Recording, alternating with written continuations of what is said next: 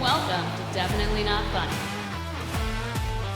Actually, the least funny person I know.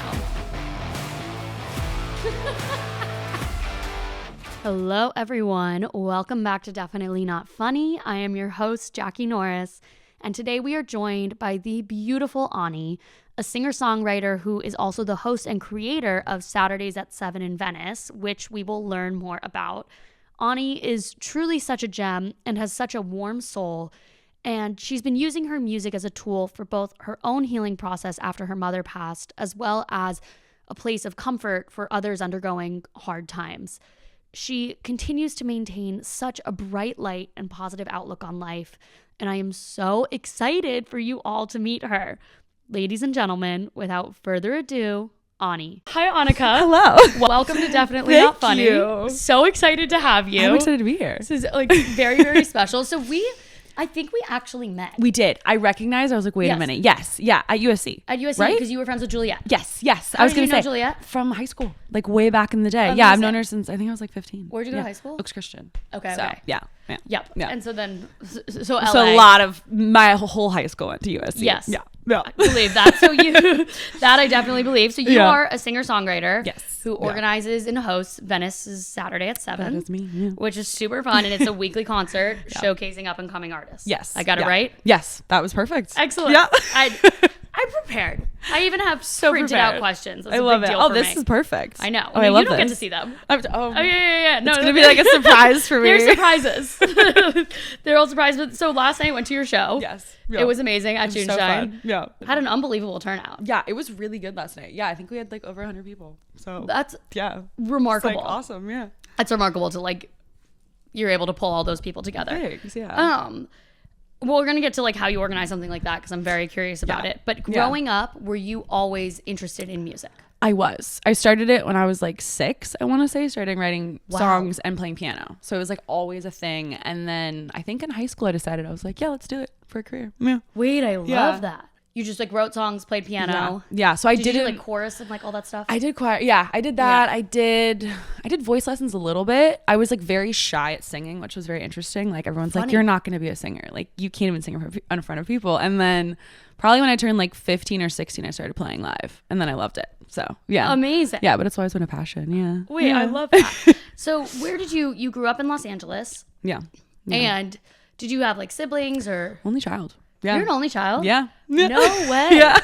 That's so funny. Okay, so I know, then once you were in high school, you decided you wanted to do music full time. Yeah, my parents were both very artistic. So they were like, we want you to Love do something that. artsy. Like, let's figure this out. And they kind of realized I love writing. And so I wrote poetry a ton. And they were like, well, this is also kind of, you That's can make what those songwriting lyrics. is. Yeah. Yeah. And then it formed. So, yeah. That's so Yeah, funny. When did you yeah. get interested in poetry? Probably that was the first step. Like, I think I was like 7 or 8. And I wrote a poem, and my parents were like, "This is strange. Like, why are you writing a poem?" And it was like on do like we have a little they were like "This mastermind is child okay." here? And it was very weird. And it was like on a Hello Kitty notepad. That's all I remember. Yeah, Adorable. It was so random. And then I was like, "Oh, like these can be lyrics." And then it kind of just took off. Yeah. What drew you to poetry? Because Yeah. I wasn't like when I was younger. When I you're was not like, thinking. oh, this is annoying. Yeah. Like poetry's annoying. I'm not like obsessed with it. It's weird. I really don't know. Like it just kind of came naturally. Like I always loved writing to kind of like get my feelings out. Yeah. And I think I like read an Edgar Allan Poe book, which is like super dark. I don't know why that As was. a I girl. don't. I don't know how it happened. And I just remember being like, oh, I love words, and I just loved expressing myself that way. Yeah. And it was really random. I know. Amazing. Kind of always been there. Yeah. And so then you got to high school and you're like, I want to do music full time. Yeah. When did you start like writing songs and releasing them? I would say probably high school. I was Wow. at Oaks Christian for a year, and then I went Oaks Online. So I was kind of like, I was trying to do music full time instead. Oh, wow. So my parents were very supportive. They're like, let's just put you online so you can have more time to do it. And that's when I really started like honing in. Wait, Yeah. I love that. Yeah. And my best friend did it with me. And so we just did school at home. It was great. So Yeah. cute. Went to But the you already parties knew and- everyone, and so you had the social life which already. was great. Yeah. So we like went to parties on the weekend, but then like got to do school What at home. age So did you go to online school? That was when I was like 17 or 18. I think it was the last 2 Okay, so it years. was by the end. Yeah, it was by the end. Yeah. And did you ever feel like isolated because you were on online school, or Not really. I would say now I kind of look back and I'm like, okay, like I wish maybe last 2 years of high school you didn't miss much. It's okay. But like, I think the only time I felt isolated was when we had a graduation ceremony and there's only 9 people. And I was like, oh, this is not graduation. Like, this is bizarre. So weird. I remember it was my friend Bethany and I, and we're like, oh, this is not the same experience. This wasn't what we expected high school graduation to be. But other than that, it was actually really good. Yeah, I liked it. Yeah. And it was the school allowed you to transfer to online. It was so easy because they have like a blended program. And so a lot of actors and musicians already did that. And I was like, oh, like, let me just transfer to that. And so, yeah, it was great. The school was so supportive. And yeah, so that's kind of when I realized I was like, oh, I actually really want to do this. And then, yeah, kind of took off from there. And were you nervous? Yes. Like, yeah. Okay. Yeah, and you were like scared about it and kind of like. Yeah, it was a big decision because I was like, okay, like if I take this route, like I'm taking this route. Like there's no going back. And I think for me, it was scary because it's such an unknown career path. And I was like, let's see if it works out. Predict anything. Yeah. But it was, I mean, I'm still really glad I did it. So yeah. So you graduate from high school. Yeah. And then you didn't go to college. I went to college for 2 years in New York. Yeah. Yeah. Where'd you go? I went to New School. No way. Yeah, I lived at the new school one summer. Seriously? Yeah. Wait, were you in the dorms? I lived in a new school dorm. I'm so sorry. Summer after my junior year. Yep. Yeah. And me and this girl shared a room. Okay. Yeah. It was 2 bedrooms, 2 of us in each bedroom. Yeah. We had a kitchen with no windows. I'm not surprised. And a bathroom with no windows.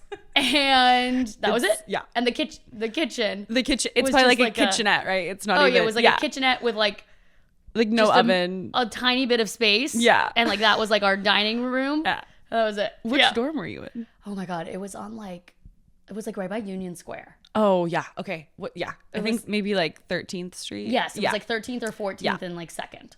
Oh gosh. Yeah. That was that. Yeah. I know. That's what I'm thinking of. It's like the worst one. When you said that, I'm like, oh, okay. Yep. Because there's like two. There's two. There's one that's like okay, and then there's one that's just really down and out, and you're like, I gotta get out of here. Yeah. No, well, it had practice rooms in the basement. I remember this. Yeah. Which was so nice because it was the one place in the city where I wasn't like attacked by noise pollution. Yes. 100%. Yeah. They had good facilities. That was the thing. Like the dorms were but the school itself, like, oh my gosh, the practice rooms, everything was amazing. And did you study music there? I did. I was songwriting major, and then I also studied a little bit of journalism. So I was kind of like still debating on what I wanted to pursue full time in college, and then I dropped out because I was like, yeah, you're like, I don't really, for what I want to pursue. Yeah, I felt like songwriting, I didn't need to be going to school and paying a crazy amount of money. Yeah. So, exactly. It would be more useful to do it on your own. So then you moved back out to LA. Yeah. And then was that when you started Saturdays at 7? Yeah. I think I wanted to do it even in New York. I was like, I'd love to host shows in New York. And I was living in Stuytown, and there's no room in Stuytown for that. Like and so I think it always was in the back of my brain, and we were looking at places in Venice, and I was like, I want to move to Venice. And we found this like wooden sign. Who's we? Me and my friend Kira. We were looking around together. Yeah. For a place. And was she from the new school? She was actually from Oaks. Okay. Yeah. So we grew up together, and I was like, oh, this is a great match. And she wanted to move to Venice. And there was like a wooden sign out front. It wasn't even on any website. And we were like, let's take it because of the backyard. And then it went from there. Yeah. Love that. Yeah. And that's the same place you still live in? Yeah. I've been there for like 5 years. Wow. Yeah, I think it's the longest apartment I've ever had. Yeah. It is the longest apartment you've ever had. Like ever. Like I think I've never lived somewhere for 5 years. 24? Like, yeah. That is but even like my like places I grew up in, like we always would move. I'm like, I haven't lived somewhere. Maybe 6 years is the max, but yeah. Oh, wow. Wow. I was like, I'm getting up there. Damn. Yeah. You're like, I'm an established adult. It feels like it. That is so funny. Yeah. That's excellent though. So you got the space because you wanted the backyard to be able to host these. Exactly. I saw that. I was like, this is perfect. It's huge. It's private. And yeah. Can you explain a little bit more about like Saturdays at 7 and what the experience is like for someone attending? Yeah.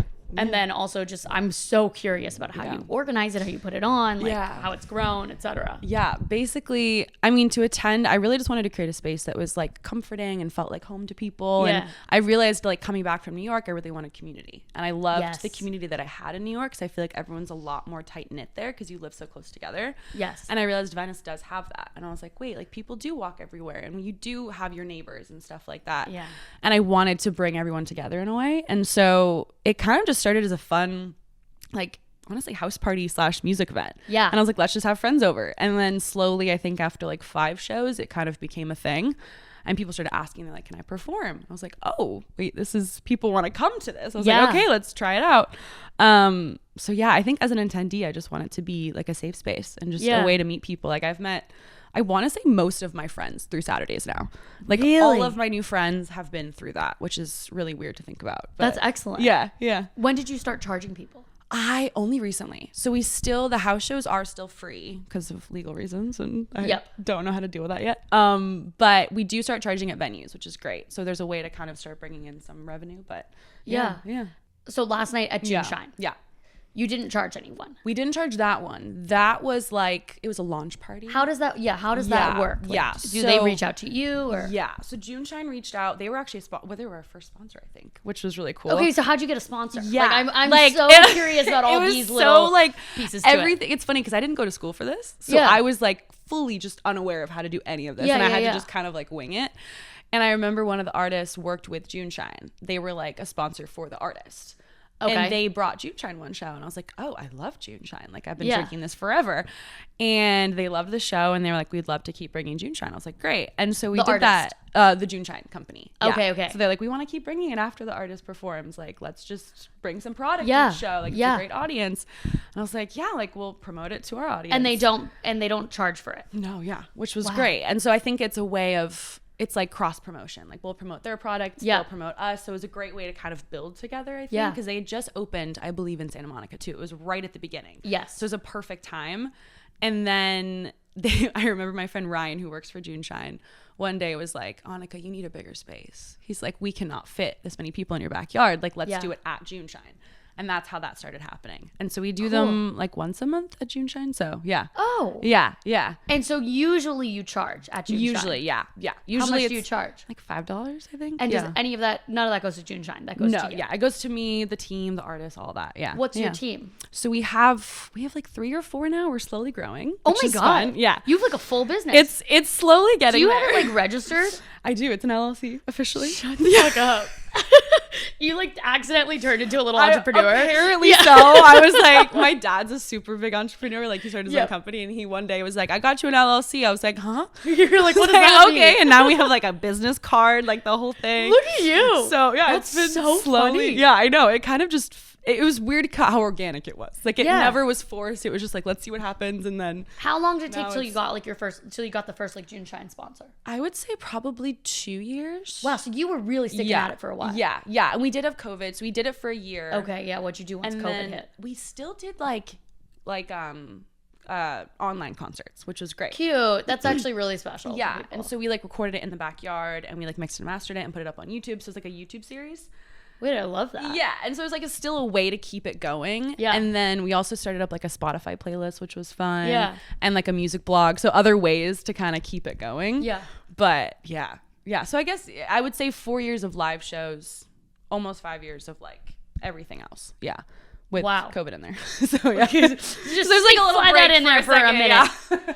Wow. But yeah. Okay. So then, oh my God, I have like so many questions. So then last night June Shine was promoting their new flavor that launched. Yeah. So sometimes we do partnerships where like they'll bring me on just to do a show at June Shine just for fun, like no charge, just to bring in people for like a flavor. Or like we did a big show a couple months ago, I think to celebrate their like, I want to say, I don't know which year anniversary. I don't want to speak. Yeah, whatever. Like but like some big anniversary. Some big anniversary. We did that. So it's a great partnership. Yeah. Yeah. And do you have the same artists that come in every time? Different each time. So we have occasionally repeats, like if a friend wants to come and perform again, I'm like, yeah, of course. But I try to keep it new because we do have a lot of artists now who want to perform. But it's usually around like 4 or 5 artists each show. Yeah. And then usually new. I try. How do you choose who's going to get to perform? So we have a submission now. So people will send in their music, or it's through friends. Like how your roommate was exactly. Like. Yeah, so stuff like that. It's either way. Yeah. And how like has someone ever wanted to perform and you're like, no? Yes. Damn. How do you navigate that? I'm still figuring that out. Yeah. To be honest with you. Like and honestly, usually when people ask who I've known, they are good. Like I've never really ran across in a situation where I'm like, oh, I don't know what to say. Like shit. Yeah. But usually everyone's pretty good. It's occasionally where I'm like, oh, like I don't think you fit Like sometimes it's an artist that I'm like, you really don't fit the backyard vibe. That's the other issue. Where Yes. I'm like, you are a good artist. Like I just don't know how to put you into a backyard fully acoustic. And Yes. then it's like the whole situation of how do I say that? And like, yeah. Yeah. So it's yeah. like a strong EDM music is Yes. going to be very challenging. Or like someone sent in like, gosh, it was like a very like, yoga meditation music. Yeah. And I was like, that's like, really cool, but I It's don't know how we're going to do fit that on the a branding of Saturday the night concert. at 9 p.m. at Yeah, night. yeah. So stuff like that. Yeah. Okay. Yeah. That makes sense. It's definitely learning how to communicate, I think, is a big one that I've learned. Yeah. Wow. So Yeah. wait, so you have 3 to 4 people on your team, you said. Yes. Yeah. And what do they all do? So we have Patrick who runs sound. Could not do it without him. And what does that mean? So he brings, so I have a sound system. I have like a full PA system, but then he brings a soundboard, sets up all the artists, is like the full Wait, sound he was engineer. sitting there last Yes, night. yeah. So he's also my guitarist, which is great. Oh, So excellent. it's the easiest setup. Yeah, he comes every single time. It's amazing. And makes all the artists sound perfect. So yeah. Wow. And then Yeah. who else do you have? So then we have Mira, who's our film photographer. She's amazing. Great. So she runs a thing called Venice Film Club as well. So she's fully in the Cool. community. She has her own film lab, all of that. So she develops it all herself. And then we have Peter, who's our other photographer. So cool. yeah. And do you have to pay everyone? We do when we charge tickets, which is great, but it's all Okay. volunteer and they just really Yeah, want to they help just like out, to be a which part is of it. amazing. Yeah. So it's been really great to just have a team like that. Yeah. It's such a cool thing to be a part to also of. like grow together, and eventually when we start making money, we can Yeah. all kind of grow together, which is kind of the goal. So Well, and then just yeah. meeting people and networking. I mean, Yeah. this industry is so much about Oh, networking yeah, and knowing the right meeting people. and yeah, exactly. So if you're yeah. kind of the go-to person for that, it helps. yeah. Yeah. How Like, have you? yeah. And then you perform at them Yes, I do. every Yeah. time or no? Not every time. I perform probably like once a month at them. I Love would that. say. Yeah. Love so that. whenever I just feel like it, I'm like, let's hop up, or we'll sing like one song occasionally, or yeah. Yeah. It's very so just kind of smart. go with the flow. Yeah. My friend Brooke, she But yeah. I had her on the podcast and she's a comic. Oh, nice. And Okay, yeah. she hosted a comedy show like Oh, sweet. once a month or whatever. And I'm like, Okay. it's so fucking smart. It Because is. now she gets to perform And once you a meet month. all of the other comedians. Yeah, Yes. exactly. Yeah. Yes. Yeah. And then they invite her to their show. I'm like, Yeah.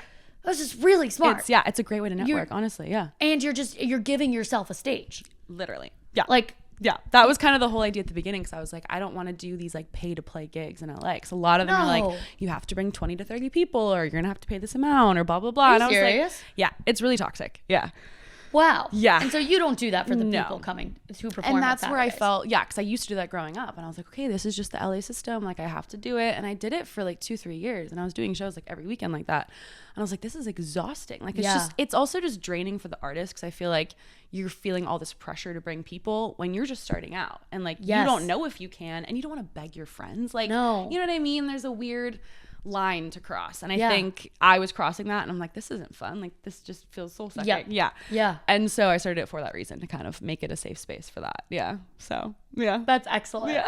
So where do you see it going? I mean, I've been brainstorming this a lot recently, because now we're at a point where we're doing shows a ton, we're getting new venues. I think I'd love to create it into like an event space at some point. Like I'd love to have my own space.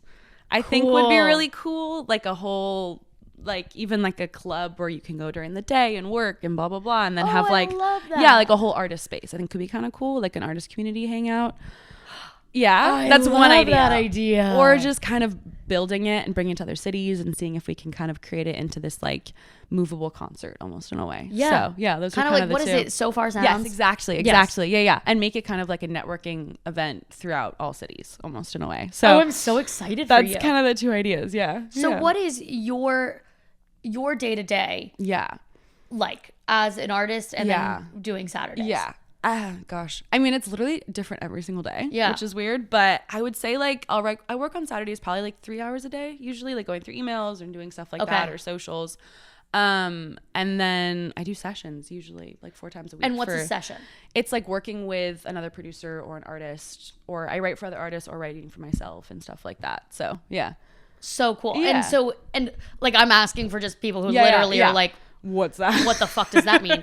Like Yeah. you go to a studio with someone or Yeah. So we'll like, how do you pick who you're working with? it's kind of like dating.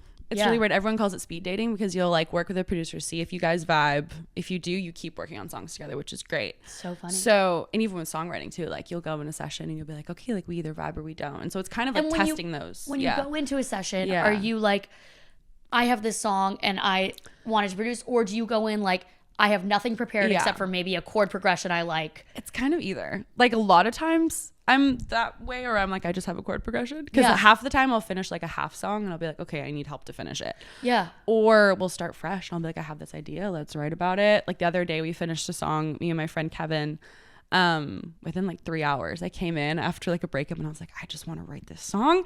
And we just got it all down and we finished it. That. So it's kind of, it depends on the day. Yeah. So how long does the session last? It depends. I would say like 3 to 6 hours usually. Oh, wow. Yeah, it's like a whole day. It's like a day. It's like a day. That's like your activity. Yeah, exactly. Like I have one this afternoon, but that's like 3 hours. Yeah. So it's like you either schedule out time or you just kind of let it flow, and it can be. And organizing that must be a lot. I think at first it was a lot because I didn't really know how to go about it. Like when I first moved back to LA, I was like, okay, I want to find some sessions and get in there. Yeah. And then you make connections. And then they all just become your friends. So it's more about being like, let's hang out. Yeah. And then like you go and hang out with them. And it's so nice. Yeah. But at first it is hard. Yeah. To kind of get that going. So cool. Yeah. How do you find your like identity as an artist? Ooh. I think I've struggled with that in the past. I would say, I went through like an identity crisis probably 2 years ago. My mom passed away. Yes. And I was like, I have to change my name. There was this weird thing about Annika Grace, and my mom always called me Anni. And I was like, you know what? I have to go by that. Like it just was this all of a sudden feeling. And then I changed it. That's why it's Anni. Yeah. So like all of my closest friends since I was born have called me Anni as well. And I was like, I felt like this new era, I wanted to be a lot more vulnerable and a lot more just like, hey, this is me. I'm not creating music for sync or for pop playlists and all that stuff. Like I'm just creating it for myself. Yeah. And I felt like Anni was the right way to do that. So yeah. I love that. Yeah. So prior to that, you were making more like poppy music. Yeah. I was making stuff it was more commercial. It was more like, okay, what will sell? And I think I was just kind of conditioned into that at a young age. Especially when you're like trying to make it in the music industry, you're like, okay, I have to make. And you're like 19. Yeah, you're like I have to make music that people. Yeah, and I think I realized recently, like you can make music for yourself that other people will still love. Yeah. And I've realized like that's really important to kind of just make stuff for yourself, and then the people who love it will follow. And that's more. Well, I was doing my makeup this morning, and I was listening to Guest List. Oh, thank you. And I like started bawling. Like I'm gonna start crying again. I'm not joking. It was so beautiful. Thank you. And it was like songs not made me cry except for All Too Well 10 Minute version. But me too. That one made me cry too. That is valid. But like you have such touching music. Like it really really resonates. I'm so glad. That's the whole goal. I'm really excited about that. Yeah, I really just wanted to like create music that is gonna touch people who have dealt with grief or are dealing with grief, or any type of really hard emotion. I want to kind of touch that now, I think, in a way. So I'm glad it's reaching people. How did music help you cope with your mom's passing and just like heal and but keep her memory alive? I think for me, like everyone deals with grief differently. Like I know a lot of my family was like, they organized everything. It was like their thing, like just organizing photos, organizing jewelry, everything. I wrote, like everyone kind of was dealing with it differently. And I think for me, it was music. And I kind of put all of those feelings into songs, not knowing if I'd ever do anything with them. It was more just my own release. And they were the easiest songs I've ever written. Like Sedona and Guest List, I think I wrote in 30 minutes. Like really just came out. Like it was more of like a release. I think it really helped because it was a way for me to kind of speak how I was feeling without saying it out loud. In a way, like singing it, but not like speaking it, because sometimes it can be a little scarier to speak it out loud. Of course. Like even under a funeral, I think I did play Sedona instead of speaking. And it was the best way to do it because it was just kind of my way of saying goodbye. Because how are you going to put that in a speech? Yeah, it's so hard. Yeah. So I think it was a really good way to kind of deal with grief, and I'm still dealing with it, but I think of course you'll always deal with grief, if you lose someone. So Well, I think you're so strong in the fact that you're able to be so vulnerable about it. Like really touches other people. I remember the day the week that she passed. I don't know this girl's name, but she does a podcast actually. Really? And I'm blanking on her name. and she released a podcast because her mom died the same week. And it really hit me because I was like, oh my God, this girl is going on and doing an hour-long podcast, crying on the podcast, like fully just being as vulnerable as possible. And I was like, that touched me so much because I was like, wow. And I think that kind of also pushed me to realize that I did want to release these songs and put them out there as vulnerable as they were. I was like, it touched me what she did. So hopefully maybe what I'm doing could touch someone else. Yeah. And that was kind of where I need to remember her name.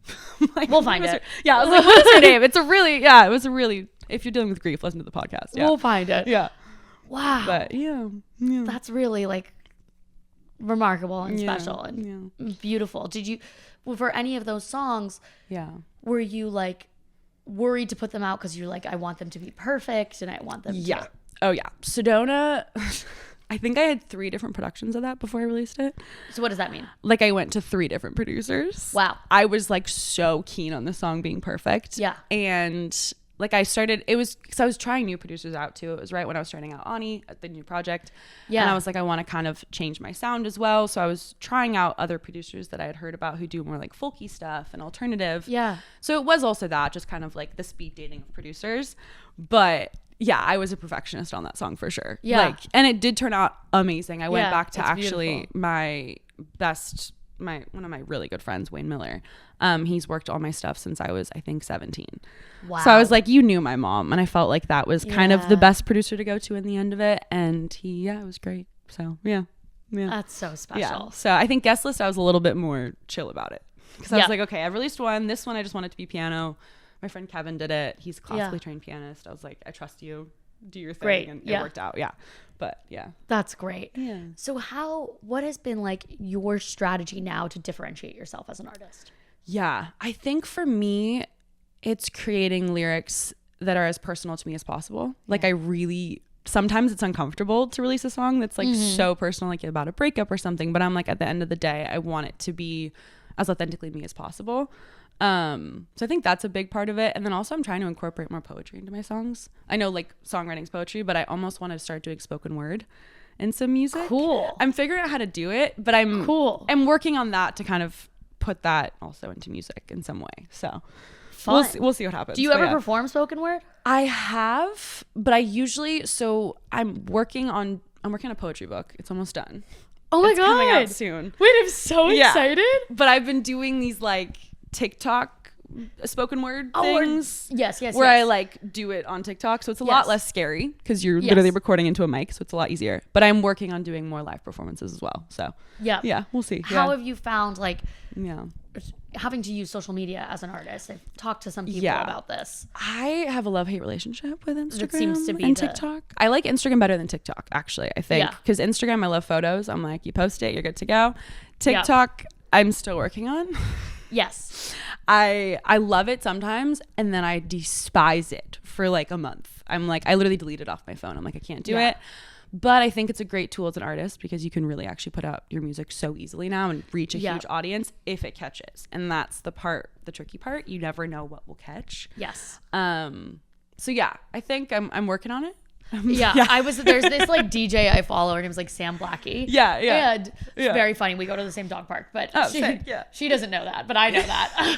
You're like, I see you. I'm like, I see you. Like you don't know see the me, fuck I am. But she like, and my dog bullies your dog. But anyways. Do you bully? Sometimes. No, he actually likes your dog because he loves corgis. Oh, that's He's got a weird corgi fetish. Corgis are adorable. So they're really cute. Fair. He loves them. But hey, good night. He's going back to sleep. But I'm not joking. He's been sleeping this whole time. His eyes like the funniest. His eyes are closed right now. Oh my God. Okay, he's falling over. She posted something on Instagram, and it was like a video. She's like, I post a video of me performing at Sound nightclub, sold out. I get, I don't know, 500 views. Post a video of me eating a watermelon. Yeah. 200K. Yeah, exactly. It's like ridiculous. She's like, what the fuck? I remember because I was trying to do it like, I think a friend of mine who's in Instagram and social media and stuff, she was like, you got to post like at least 3 times a week on TikTok. And I was like, you know what? Fine. Let's try it out. Yeah. I would post my music. I'd do all that fun stuff. And then I posted like an Amazon dupe, like 5-second video of me in this ugly ass dress from Amazon. It got the most views out of all of them. And I'm like, are you kidding? You're like, I'm actually doing cool stuff. Yeah, and then you like the Amazon dupe. Okay, and there was like, yeah, like random. I remember there was another one where I had stitched it, and this girl was like, I want to get married by the time I'm 24. And I stitched it just with my face crying because I'm 24 and nowhere near getting married. That also went like viral. I'm like, come on. What? Like, you're just going on.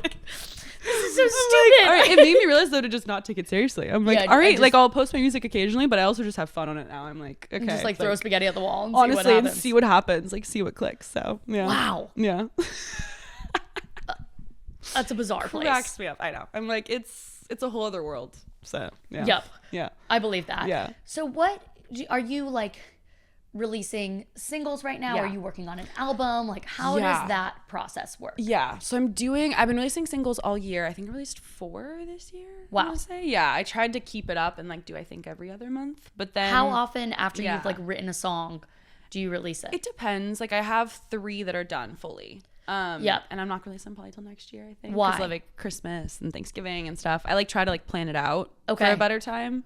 But sometimes I'll release it right away. Like I think with Guest List, I finished it and within a month it was out. I was like, okay, we got it. Yeah. And what do you have to do before you release it? You have to get it like mixed and mastered. So like make sure the sound quality is amazing, send it off to some people. And then I go through a distribution company. So they'll get your song and then promote it and push it out to like Apple Music, to Spotify, to Amazon, like all those. How'd you find this distribution company? There's a ton. There's like, and what do what do they do? Yeah. Do you have to pay them? You don't. Or they take a royalty. They just take a royalty. Yeah, it's great. I go through Level right now, and they're like a small independent company, so they actually help their artists, which is great. Yeah. But there's also huge ones like CD Baby and stuff like that. And you give them your song. Yeah. So you submit it, and then it gets like approved before it's out. So it's almost like uploading like to Spotify. Yeah, stuff like that. It's very like a podcast. Yes. And they upload it everywhere. Exactly. Yeah. So it's kind of like you. That's like for a podcast, I have like my RSS feed. Yes, exactly. And that puts it on Spotify. That puts it on. Exactly. But I do all the information in the actual file in there. Exactly. Yes. It's just like that. And then you like upload a cover photo and then it's Yep. And then it's out for the world within like, I think it has to be like 3 to 4 weeks for songs at least for it to be up, which is interesting. They have to like process it and stuff. Cool. Whatever. But then it's up. Yeah. Wow. Yeah. Okay. So you're releasing singles right now. Yeah. And then when do artists decide like I'm gonna do an EP or I'm gonna do an album? Or I'm thinking I might do one. Wait, that's really exciting. Because I have a lot of songs almost done that I'm like, well, this could all just be an EP instead of like a bunch it all of singles. works together. Yeah, and a lot of the songs that I'm working on right now are kind of like slower and sad. Yep. And I'm like, these aren't really singles. So no, I'm like, maybe let's just hard. all put them in together and then like have like 2 upbeat songs and the rest will just be my own stuff. So I might be doing an EP. I think February or March of next year is what I'm aiming for. Cool. We'll see. Yeah. But not an album yet. I'm working towards that. Yep. Yeah. And what do you write the most about? I would say, or what have you been finding yourself writing about lately? I would say probably like relationships are a big one for me. Yep. And then my mom still is a big one. Of course. And then I would say those 2 are huge ones for me, honestly. Yeah. Are you dating anyone right now? No. So you're a single Pringle. I'm single. I am a single Pringle, yes. All right. I love that. Okay, I'll keep my eyes and ears peeled. Oh, amazing. Please. For potential suitors for you. Potential material for songs. Exactly. Something to write about. Something I remember interesting. someone was like, you're like a Taylor Swift. I'm like, oh, fuck. Every guy's going to run. They're going to be like, don't you dare write a song about me. Then you see that she's just completely sold out a stadium tour and pre-sale. Yeah, and I'm like, you know what? It's whatever. Fine. Fine. It's fine. I'll be a Taylor Swift. Fine. Yeah, don't worry about it. You can be scared to date me. I don't care. Yeah, I don't really care. It's all good. That'll do the job. I promise I won't write a mean song. Yeah. Unless you're... What is your favorite song that you've written? Ooh. That's... Oh my gosh. Like if you were like... If someone's listening and they're like... Which one? I'm going to listen to one song. What song would you say? Like, you should listen to this one. I usually say Sedona. Yeah. I would say because it's like one of my favorites. But I also personally love... this song, it's like very different. It's off of Annika Grace, my old project, and it's called Crazy Stupid Bitch. Love and that. It's my favorite song to perform because everyone sings it. People get excited about that. Yeah, I think that one was like a big one for me because I just loved that, and it was a good, so fun. It was a good time. Yeah. So. And do you think you'd ever write other songs like that? I would. Yeah, I think that one was like almost EDM. Which was interesting. Like there's like a drop in it. Way. It was a very different vibe than what I'm doing now. Yeah. And it was really fun. I released it probably like 2 years ago. So it wasn't that long ago. Yeah. I would say. Yeah. But that one was probably one of my favorites. Yeah. It's just fun. Like it's Yep. Are you down to talk about dating? Yeah. People love that. I love that. The people eat it up. Oh, I have so much. Yeah. Okay, so when was your last relationship? Ooh, I would say last year. Okay, yeah. And how'd you meet him or her? We met on Hinge. Shut up, I met my ex on Hinge. But like 5 years before that. And then we're friends for like it was the weirdest situation. Wait, so you met on Hinge and then we're like, you're just gonna be friends? I realized I was like, like we'll just be like, because he started dating someone else and I started seeing someone for like a little bit, and I was just kind of like, it was a weird situation. Yeah. Okay. And then we just became really good friends. And so you had been friends for a while. Yeah. And then you started dating. Yeah. Shit. Okay. Yeah, and then yeah. How did you go from friends to dating? It kind of just progressed. I want to say like we were hanging out, like he had broken up with his girlfriend and we were hanging out a lot more, I would say. Like he was like, oh, let's go play volleyball at the beach. I'm like, cool, let's go. Yeah. And it just kind of slowly progressed. And then, I think we kissed for the first time on New Year's. Cute. Yeah, it was super cute. Adorable. Yeah, it was adorable. But then, okay. Yeah. But then it ended. Yeah. And then was that hard to like lose someone who was your really good friend? Yeah, big time. And I'm still like, we kind of went back and forth for a little bit. And then it's finally cut off, I think, a couple months ago. And so it is, it's a lot hard. It's harder. Yeah. Yeah. Yeah. Do you look back on it and wish that like you had just stayed friends? Or are you like happy? I don't think so, because I think there was always something there. And I think if we never explored it, I would have always wondered. So I think I'm glad we did, because it was like we met on Hinge. Like we were always attracted to each other. That's you know what I mean? True. It's That's like very true. I was like, you didn't meet on a dating app. I'm like, we did meet on a dating app. So like we're gonna date eventually. You know, like it was that type of vibe, I think. Yeah. So no, I don't regret it. How long did you guys date for? On and off for the year. It was you know how that goes. Messy. Yeah. I know. Yeah. And it happens to the best of us. Oh yes, it does. So are you like currently like actively dating now? I tried. So I was like going you know back what? on dating apps. Yeah, I was like, we're gonna date, because I never really like just dated. Like I always kind of liked one guy. Like I dated one guy on and off for a very long time from high school, and like wow. Yeah, it was a messy situation, and I never really wanted to date after that. I was just kind of like in this weird space where I was like, I don't like going to dinner with random people. I don't know why. I think I know why. Yeah, I was going like, to dinner this with is random terrifying. people isn't like, oh no, it's just it's intimidating. Such a Yeah, and it's like, oh my god, I'm stuck at this table eating. Like I'd rather get coffee so I can run. Like that is yes. But then it's like, okay, well then they're not going to commit because you're not like sitting down with them at dinner. I don't know. There's like two sides to it, you know. But I'm more of like a drinks first to test you out. Yes, of course. Yeah, so I just was terrified, and then my friend was like, you got it, just go on Hinge and just try it out. And I was like, you know what, fine. And so I went, and I actually met two really nice guys. Really nice guys. Excellent. Yeah, and it was great. And did you like them? I did, yeah. Oh, that's great. Yeah. Because I usually meet nice guys that I don't like them. Same, yeah. But then I think it was I just wasn't in the spot yet. I was like, you know, like, I'm trying, but I'm very independent, I think, sometimes to a fault. No. Yeah. It makes sense. So I think I just kind of was like, never mind. This is too much for me right now. Yeah. I just want to hang out. I don't want to be a part of this. Yeah. I just want to hang out with my friends and do my thing. Honestly, yeah. I realized I was like, oh my gosh, I'd rather hang out with my girlfriends right now than go on a date with you. And that was when I knew. I was like, that's a red flag in my book, like for me, and I don't want to lead someone else on. So that happened to me. Yeah. That was like, I went on this like Hinge date, and I remember I had this Hinge date. It was the first date, and like my friends were like, oh, we're all going to go do this. And I was like, you're like, I'd rather do that. Fuck. Like I can't. Because when you like a guy, you'll cancel those plans.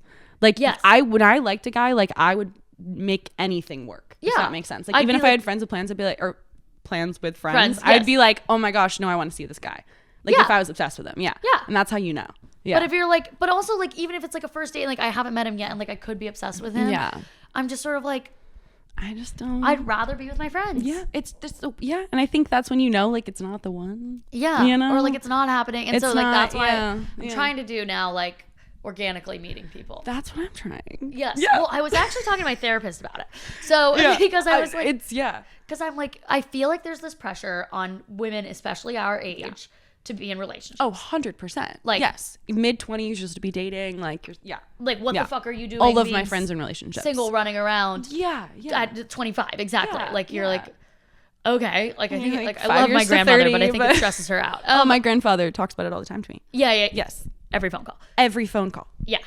Yes. And so, like, and So I'm like, I feel like there's like some pressure, and like it's like I want to be in a relationship. Like I actually really like being in relationships. Same. Yeah. And like I would love to have a really loving, caring relationship and whatever, but I'm like, these Hinge dates, they're just not it. It's like small talk. And I think that's what gets me. It's like, I just don't feel a connection to you because I'd rather date someone that I've known for a while. I'm really weird about it. Like, I'd rather date a friend. Yeah. Yes. And so then I'm like, but so I was talking to my therapist about it. I'm like, but I feel like, and I'm a very type A person. Yes, where it's I'm like, the same way. I feel like you seem very similar where it's like, I have to be doing action items to like work towards a goal. Yes. Like I can't be whatever. And so I'm sort of like, I need to be putting myself out there. That's like, what am I doing if I'm not putting myself out there and like going on I dates and stuff? re-download Hinge once a week. Yes. Because I'm like, put yourself out there, Annika. And within so an hour, delete. Here's what she said. And it has changed my life. Okay. In the past 2 weeks. I need this. Yeah. She was like, by living your life and doing activities and things that you're really interested in and excited about, you are going to be surrounding yourself with people that you're actually going to be really interested in dating. That is the best advice. Right? That is so true. She was like, so by living your life and doing things you like, you are actively putting effort into this. That's a good point. You are putting yourself out there. She's like, if you're sitting at home watching Netflix, you're not going to be. You're not. Yeah. But eventually someone's, doing a podcast with a girl I peripherally know. And then we're sitting here chatting. And then she's like, oh my God, you got to meet my friend. And at the next Saturdays at 7 come and you have to meet him. You have to, like. And then it works out. Yeah. Exactly. Yeah. That's me. This is me putting myself out there. Like just and it's not always in the way world. that you think. You know what I mean? Exactly. I think a lot of people are like, oh, you have to just go on dates every single night of the week. I'm like, that is not. No. You don't need, if you want to, go for it. Like, crazy. by all means. Live it up. But if you don't want to, it's totally fine. Like, your person's going to find you, too. It's kind of what I've always told myself. Exactly. So, yeah. Exactly. But I will say, Saturdays at 7 is a breeding ground for relationships. I completely believe But that. I've always been the one single. Like, literally, I run the event. No. The amount of friends that have gotten boyfriends from Saturdays of mine. Oh, cool. I'm like, are you kidding? Every single month, someone's like, I met a guy at Saturdays. I'm like, where? I did not. Like, what is going? And there are the attractive people come. Like, yes, I know. I was there. But every time, I think it's just because I'm running the event or something. I just don't meet them, and I'm like, come on, guys. Like, what is going on? Like, it's been a running joke for years. Everyone's like, like it's. Yeah. So many guys, but you haven't yet. Except everyone else, I am the matchmaker. That is so funny. I am the Cupid, but not. But not a recipient. But not a recipient yet. So, yeah. No, that's so entertaining. I know. Yeah. But so it's like, okay, I'm just going to go about and keep living my life. And I'll randomly run into people that go to Saturdays. And I have actually, and I will go to Saturdays. So everyone go to Saturday. If you want a boyfriend, go to Saturdays at 7. That's the moral of this episode. That's your marketing scheme. That is my marketing scheme. It is Bachelor in Paradise, but better. Bachelor in Venice. Bachelor in Venice. I love that. Venice, honestly. Yeah, it's so people funny. Will find one. I know. I think like 4 of my friends have like all celebrated a year anniversary with these guys that they have met at Saturdays, and I'm like, what? Like, I'll go fuck myself. What is going on? Like, I have to be at all of your weddings. I have to be in all of your weddings at this point. Like, wait a minute. I get to perform at every wedding. Saturdays right? at 7 is gonna be at your wedding. Like, yeah. I'm using it as a venue. This is when you guys met. Yeah. So funny. That's really funny. Yeah. I love that. I know. It cracks me up. Okay, amazing. Well, my final question, I ask all my guests this, is what advice would you give to your 16-year-old self? Ooh, okay.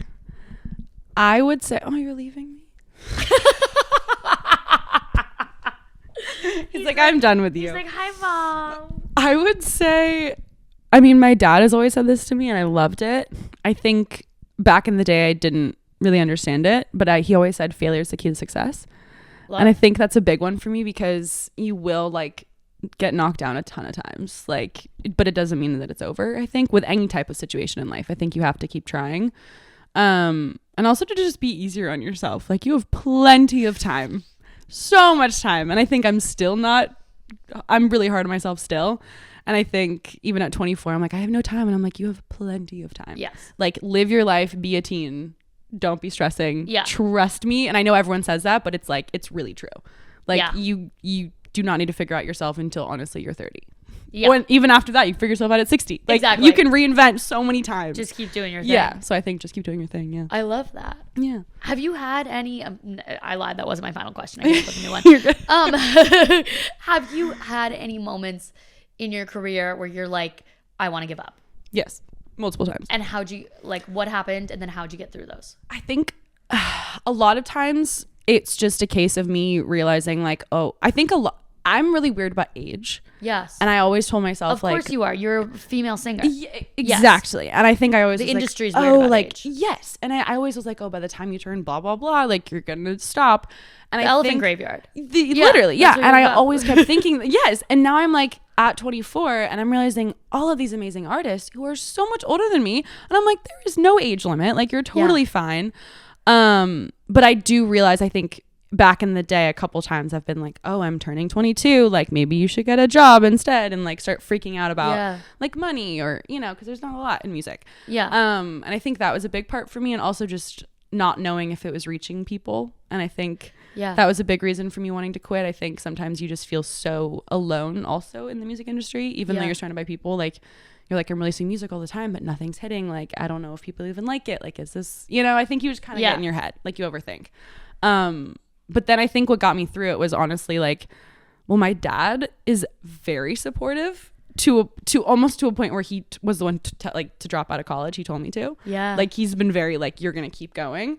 And I think he really got me through it, honestly. Like he was always like, you got to just keep going. Like he'd give me these long pep talks. Like failure's key to success. Yeah, like he would just keep putting out these lines, and I was like, all right, like I'll keep going.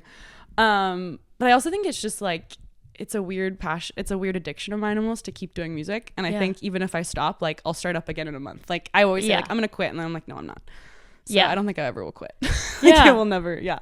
Would you ever write songs for other people? I have in the past. Yeah. Really? Yeah. So I love doing that as well. Like I'll do sessions with other artists for their projects. Yeah. And yeah. Which is also a great path, I think, to take, because then you don't have to worry about releasing and kind of being the face of the song. Sometimes it's nice to just be writing the song and then giving it to someone else to then use deal for with their own. Yeah, exactly. Yeah. Which is, it's a nice, sometimes it works better. Yes, I get that. Yeah. Okay. So, yeah. Well, thank you so much Thanks for having me. This was really special. This was really nice. I feel like I have a new best friend. I'm really excited. And we're neighbors, which is great. No. Like the second I'm back from Thanksgiving, we're hanging out. We are hanging out. Cool. Yes. Good. Absolutely.